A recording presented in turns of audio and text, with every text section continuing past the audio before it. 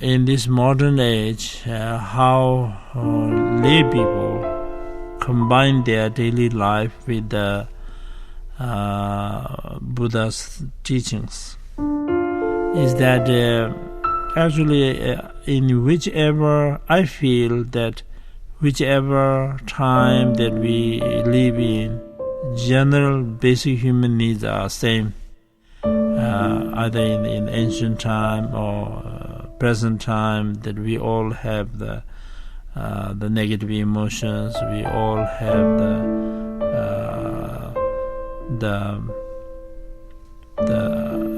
our basic needs are very similar. So therefore, the Buddha's teaching is relevant at all time, and it is the source of all the happiness and the benefit. And the way we practice is, it is not so much about the Buddha's teaching is actually not just for reading the sutras or doing the meditations. The main thing is to practice through the mind.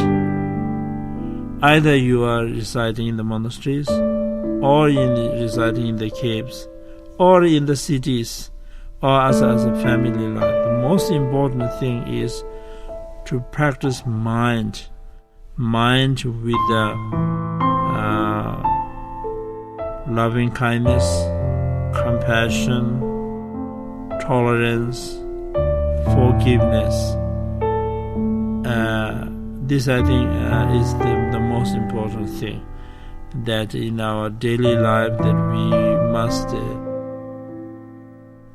especially when you are dealing with many people, it is very important to practice the patience and tolerance, forgiveness, loving kindness, and compassion.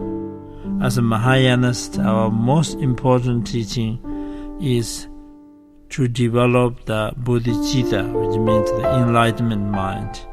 And this enlightenment mind is based on the loving kindness and the compassion.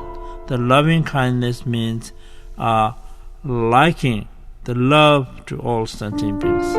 We all have, of course, certain amount of loves, but our present love is kind of limited. It is based on the selfish thoughts. You like somebody, you love somebody because that particular person is either your friends or your relatives and so on. But the what we are talking is the universal love, to including our most hated enemies, that we must love to everybody. And then when we love, then we realize that everybody has sufferings. Nobody is free from sufferings. So therefore, we wish them to be free from suffering, and that is the compassion.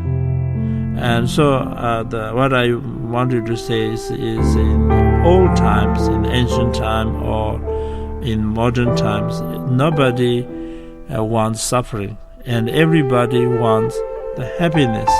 So the way to have the happiness is by changing our mind.